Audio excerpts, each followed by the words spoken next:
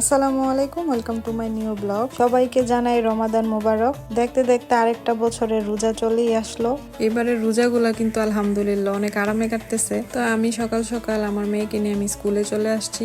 তার পরীক্ষা চলতেছে আর এখানে হচ্ছে পরীক্ষার শেষে সব ফ্রেন্ডরা মিলে এখানে খেলতেছিল আর আমরা সবাই মিলে ওদের খেলা দেখতেছিলাম। আসলে রমজান মাসে ভিডিও করতে ইচ্ছা করে না, কিন্তু ভাবলাম যে আজকে একটু যা রান্না করতেছি সবকিছু আপনাদের সাথে একটু শেয়ার করি। তো আমি হচ্ছে রাতের রান্নাগুলা দুপুরে শেষ করে ফেলি, কারণ আমার রাতে রান্না করতে ইচ্ছা করে না। তো অনেকে হচ্ছে সন্ধ্যা রাতে রান্না করে না, একদম ভোর রাতে 2:30-3টা বাজে উঠে রান্না করে।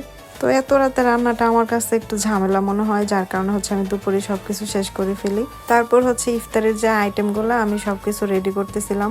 আজকে হচ্ছে ইফতারের সাথে আমি একটু অন্য ভাজা পুরো রাখছি। তো এখানে হচ্ছে আমি আলু দিয়ে একটা সমোসা রেডি করছি। তো আসরের নামাজ পড়ে হচ্ছে আমি আস্তে আস্তে ভাজা শুরু করে দিছি। তারপর আমার জামাই নামাজ থেকে আয়সা বলতেছে যে সে ফালুদা খাবে। তো এমনিতেই হচ্ছে আজকে একটু লেট হয়ে গেছে, এর মধ্যে আয়সা বলতেছে যে ফালুদা খাবে। তারপর ওরই বললাম যে তুমিই বানাও। তো আমি কখনো সাবুদানা দিয়ে কখনো ফালুদা বানাই নাই, তো এই জন্য বললাম যে তুমি করো। তো ওই হচ্ছে সবকিছু কাটাকাটি করে সবকিছু রেডি করছে।